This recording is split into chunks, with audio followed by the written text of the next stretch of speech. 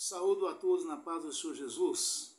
Irmãos, vamos dar continuidade na nossa meditação na Santa Palavra de Deus. Hoje nós estamos meditando, irmão, no livro de 2 Coríntios, no capítulo de número 13. É o último capítulo do livro de 2 Coríntios. Capítulo número 13 é o último capítulo do livro de 2 Coríntios 13, né? E nós vamos pegar 2, 3 versículos antes, né? Ou seja, os últimos 3 versículos do capítulo anterior, que é o 12, porque faz parte do contexto da mensagem, né? Então vamos à leitura de 2 Coríntios, capítulo número 13, né? Que diz o seguinte, o finalzinho, né? A partir do versículo 19, né, até o 21, do capítulo 12, está escrito o seguinte: os últimos avisos aos coríntios, saudações.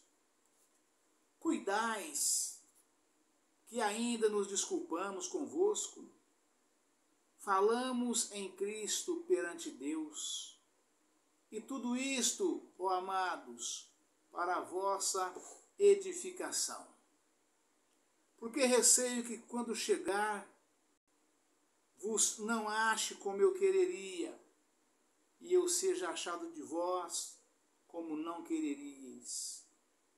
E que de alguma maneira haja pendências, invejas, iras, porfias, detrações, mexericos, orgulhos, tumultos,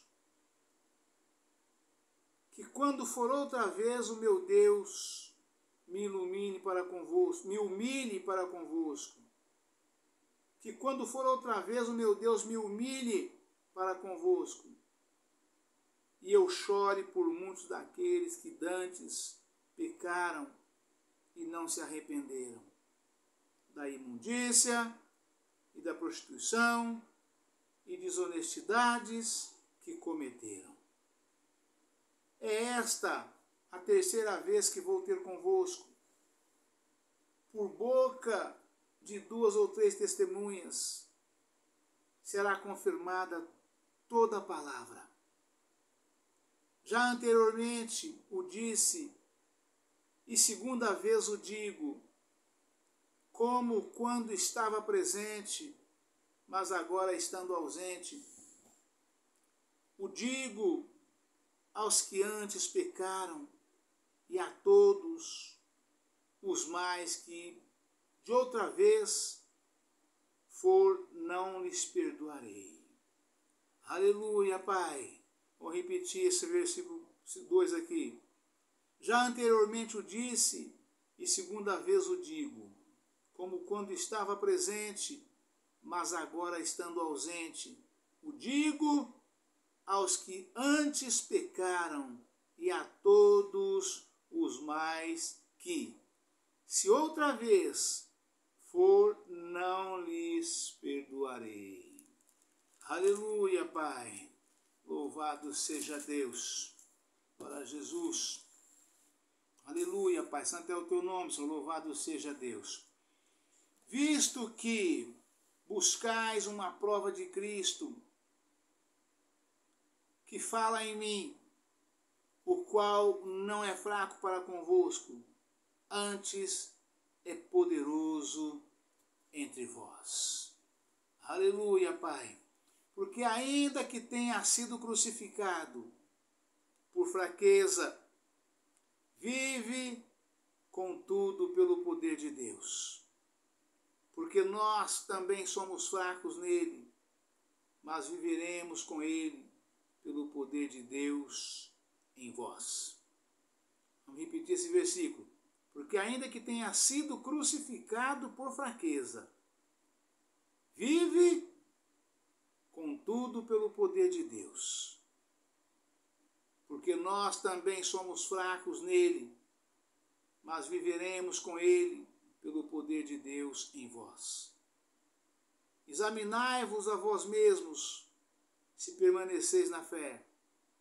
Provai-vos a vós mesmos, ou não sabeis quanto a vós mesmos que Jesus Cristo está em vós? Se não é que já estáis reprovados. Aleluia, Pai. Louvado seja Deus. Ora, Jesus. Aleluia, Pai. Ora, eu rogo a Deus que não façais mal algum, não para que sejamos achados aprovados, mas para que vós façais o bem, embora nós sejamos como reprovados. Aleluia, Pai. Louvado seja Deus. Porque nada podemos contra a verdade, senão pela verdade. Porque nos regozijamos de estar fracos, quando vós estáis fortes. E o que desejamos é a vossa perfeição. Portanto, escreva essas coisas, estando ausente, para que, estando presente, não use de rigor, segundo o poder que o Senhor me deu para a edificação e para destruição. Porquanto, ao mais, irmãos, regozijai-vos, sede perfeitos, sede consolados, sede de um mesmo parecer, vivei em paz, e o Deus de amor e de paz será convosco. Saudai-vos uns aos outros, com ósculo santo. Todos os santos vos saúdam.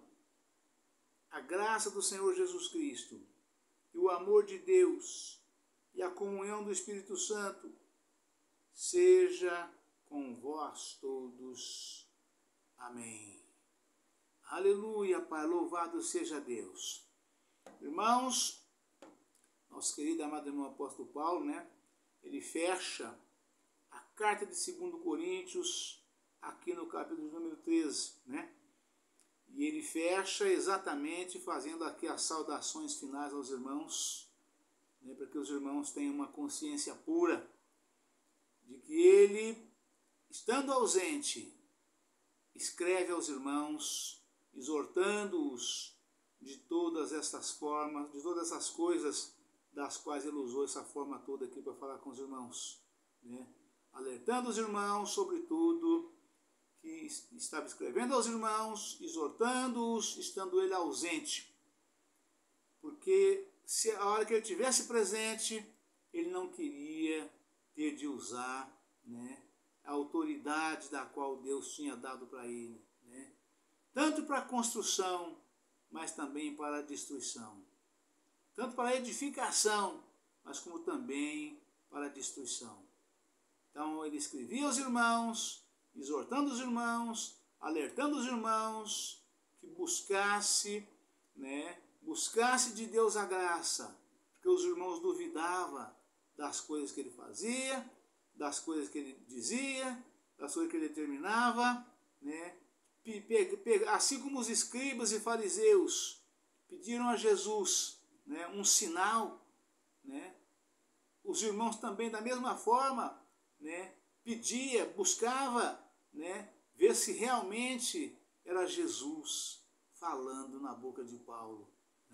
Então Paulo exortou eles dessa forma, prevenindo eles para que pudesse realmente ter todo o cuidado possível, toda a vigilância possível, toda a perseverança possível, que buscasse o entendimento, para que pudesse crer, acreditar que verdadeiramente Paulo era um verdadeiro servo de Deus, estando ausente, porque quando presente, ele realmente teria que tomar decisões drásticas contra os irmãos, das quais ele não gostaria de tomar, caso houvesse algum tipo de dúvida, algum tipo de suspeita, algum tipo de sujeição, de rejeição, melhor dizendo, Então Paulo alerta os irmãos dessa forma, Mas vamos meditar aqui versículo por versículo, até onde der nessa palavra aqui. 2 Coríntios, capítulo 13,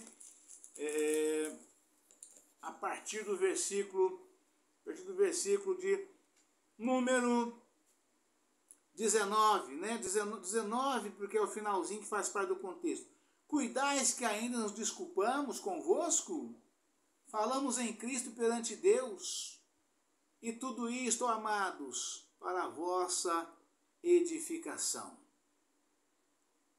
Aleluia, Pai. Porque receio que quando chegar vos não ache como eu quereria, e eu seja achado de vós como não quereríeis. Né? Ou seja, uma vez Paulo chegando, encontrando os irmãos, né, exatamente como uma parede fora do prumo, né, ele como construtor, né, ele não teria outra atitude a tomar a não ser derribar aquela parede. Jogar aquela parede no chão para começar aquela parede novamente do alicerce para cima e usando o prumo, fileira por fileira de tijolo, como faz aquele que edifica, né, para que torne uma sebe bem segura. Né? E Paulo alerta eles, quer dizer, ore, vigie, examine a vós mesmos, para que quando eu chegar, né, eu não vos ache fora do prumo, em toda e qualquer circunstância, porque se eu chegar, nós vamos jogar essa parede no chão e começar do zero, né, esta edificação, para que ela seja uma edificação perfeita, né, santa e agradável ao Senhor, né, que é o que determina a palavra de Deus para todos nós, servos e servas do Senhor. Né? Paulo exorta os irmãos exatamente para que eles tomem esse cuidado todo. Né? Porque receio que quando chegar vos não ache como eu quereria, e eu seja achado de vós como não quereríeis. Né? E que de alguma maneira haja pendências, invejas, iras, porfias, detrações, mexericos, orgulhos, tumultos, né? Ou seja, né, corrija todas essas coisas que estão acontecendo entre vós. Corrija enquanto eu estou longe, estou à distância. Porque quando eu chegar, né, não continuará da forma que está. Né? Nós colocaremos as coisas nos seus devidos lugares. Né? E vocês, com certeza, né, tanto eu vou agir de forma severa, né, com veemência, e vocês vão ficar entristecidos comigo, né, porque vocês não queriam que eu chegasse e vocês fossem me receber dessa forma, né, bravo, nervoso, furioso, né? Então, vocês acertam as coisas aí, para que quando eu chegar, a casa esteja em ordem. Né? É isso que Paulo está dizendo com os irmãos. Né? Aleluia, Pai, louvado seja Deus. Glória a Jesus. Que quando for outra vez, o meu Deus me humilhe para convosco, e eu chore por muitos daqueles que dantes pecaram e não se arrependeram da imundícia e da prostituição e desonestidade que cometeram. Né?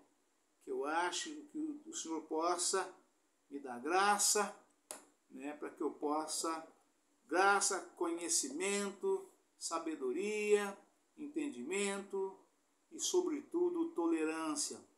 Né? Para que eu chegue aí, uma vez chegando, eu esteja com o meu coração, né, bem purificado, meu coração bem santificado, meu coração puro, né, para que eu possa me compadecer de vocês, né, para que eu possa tolerar qualquer coisa que ainda possa existir. Né? É disso que Paulo está falando. Né? Quando eu for outra vez ter convosco, né, o meu Deus me humilhe para convosco, me dê humildade, e eu chore por muitos daqueles que dantes pecaram e não se arrependeram da imundícia. Ou seja, ao invés de eu repreendê-los, ao invés de eu subjugá-los, ao invés de eu corrigir os irmãos com veemência, eu tenho a graça de Deus e eu possa antes me sentir meu coração contristado por cada um de vós, né? E eu possa agir, né, com brandeza ou com blandice contra vocês, mas sobretudo a favor de vocês, né? E esta é a terceira vez que vou ter convosco, né? Paulo já tinha estado com ele 2 vezes após a fundação, né? E esta é a terceira vez que vou ter convosco, por boca de 2 ou 3 testemunhas, para confirmada toda a palavra, né? Paulo escrevia, né, na presença de testemunhas, para que a palavra que ele estava escrevendo estava sendo testemunhada por irmãos inteiramente confiáveis, homens santos, né, varões valorosos, temente a Deus, para que quando ele chegasse, né, os irmãos não alegassem, né, que eles não tinham recebido esta grande palavra de exortação para que se consertasse e ele chegasse a achar seus irmãos em igreja santificada, né? Esta é a terceira vez que vou ter convosco, por boca de 2 ou 3 testemunhas será confirmada toda a palavra. Que palavra? A palavra que eu vos estou enviando, que está indo até vós, para que vocês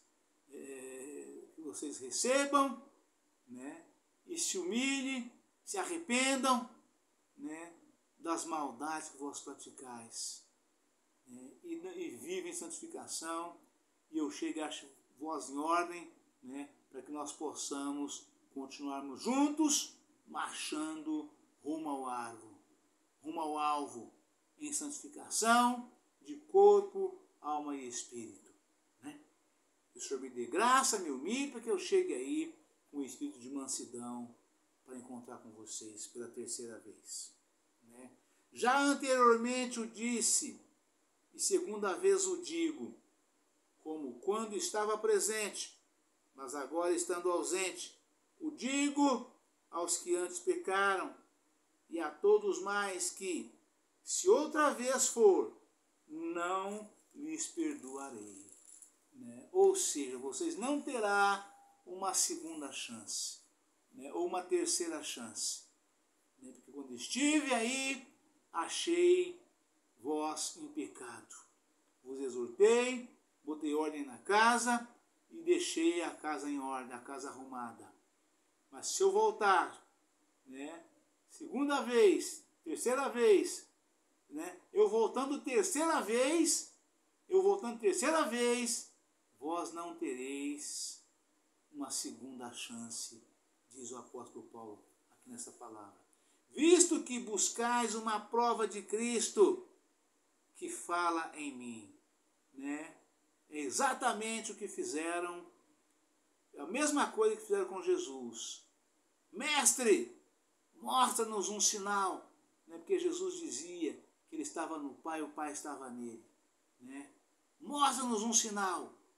E Jesus disse para eles: geração maldita, geração incrédula, né?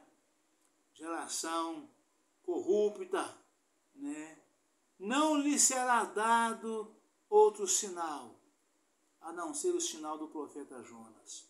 E o povo dizia isto, irmãos, quando Jesus já tinha feito no meio deles, né, centenas ou talvez milhares de sinais, maravilhas e prodígios. E eles ainda pediriam um sinal do céu de que Jesus verdadeiramente era o Filho de Deus. E aqui fizeram com Paulo aqui a mesma coisa. né? Paulo, tanto é que Paulo exorta a isso.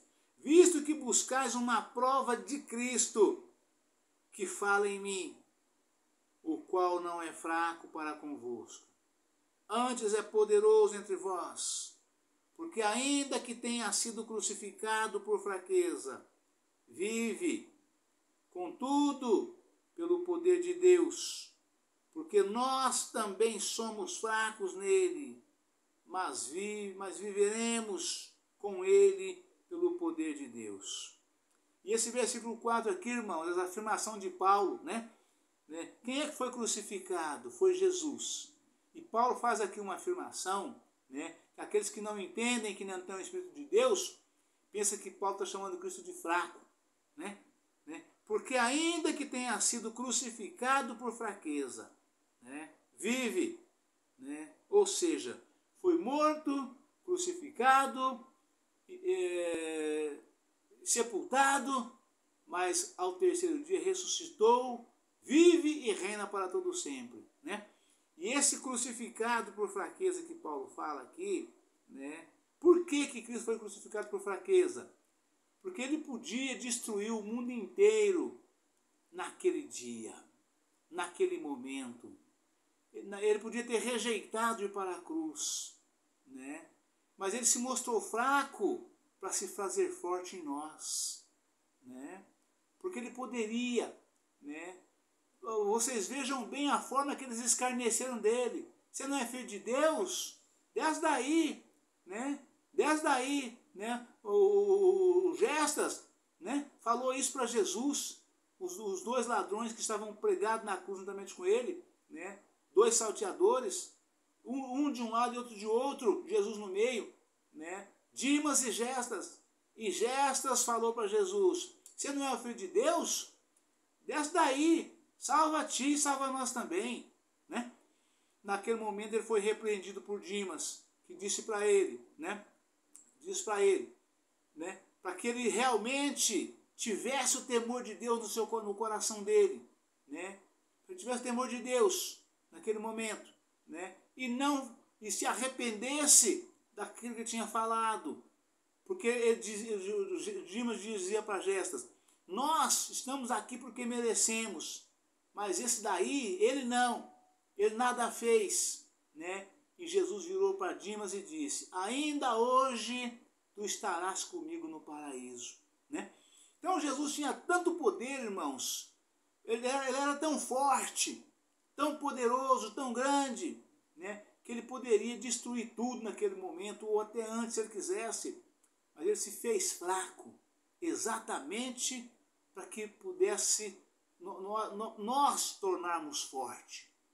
Porque se ele tivesse mostrado naquele momento fortaleza, colocasse em prática a força que ele tinha, né, hoje nós seríamos completamente fracos, né? Mas não, ele se fez fraco para que nós nos tornássemos fortes. É o que diz esse versículo aqui. Porque ainda que tenha sido crucificado por fraqueza, vive, contudo, pelo poder de Deus, porque nós também somos fracos nele, né? Ou seja, nós também rejeitamos ou sujeitamos todo tipo de afronta e provocações, nos fazendo de coitadinhos, porque assim nos convém, pelo temor, por amor de Cristo, né? Então nós também, da mesma forma, da mesma sorte, o que Jesus disse para nós nesse sentido? Quando se o teu inimigo obrigar com ele 1 milha, vai com ele 2. Ou seja, fazendo o quê? Carregando a carga para o inimigo, levando a carga para ele. A gente obrigar, assim como obrigaram Jesus carregar, constrangeram Jesus, o José, não é o José de Arimateia, né? É o outro José, né? Para que ele carregasse a cruz de Jesus naquele momento. Ele foi constrangido, né? Os inimigos não obrigaram ele a carregar, constrangeram ele para que carregasse, né? Então, quer dizer, é isso que a palavra está falando. Se o teu inimigo te obrigar a ir com ele 1 milha, vai com ele 2. Mostra-se mais fraco ainda. Mostra ainda mais vulnerável, né? E vai com ele. Então, essa fraqueza que nós demonstramos em nós, quando somos afrontados, é exatamente porque a fortaleza de Cristo habita em nós, né? É muito grande o poder de Cristo habitando em nós. Cada vez que nós passamos por fraco, né? Ainda que somos fortes, nós passamos por fraco, né? Exatamente para passar pelo mesmo sofrimento que passou Cristo, porque nós também queremos herdar exatamente o nosso lugar, do qual está prometido para nós, que é a vida eterna, aquela coroa, né? Aquela coroa de glória que está guardada para nós, exatamente por sermos fracos, né? Porque quando nós éramos fracos de verdade, né? Nós enfrentava todo mundo de qualquer forma, nós topava tudo, né? Ali nós pensávamos que nós éramos fortes, né? Ali é que nós éramos fracos. E hoje, fazendo de fraco, aqui assim, então, é que nós somos fortes, porque Cristo vive em nós. A sua palavra nos afirma que quando estamos fracos, aí é que estamos fortes, porque o poder de Deus habita em nós. Amém, irmãos? Aleluia, Pai, louvado seja Deus. Deus abençoe a todos. Um forte abraço. Ficam todos na paz do Senhor Jesus. Amanhã estaremos de volta com um novo vídeo, uma nova mensagem, em nome do Senhor Jesus. Amém? Aleluia, Pai, louvado seja Deus. Glória a Jesus.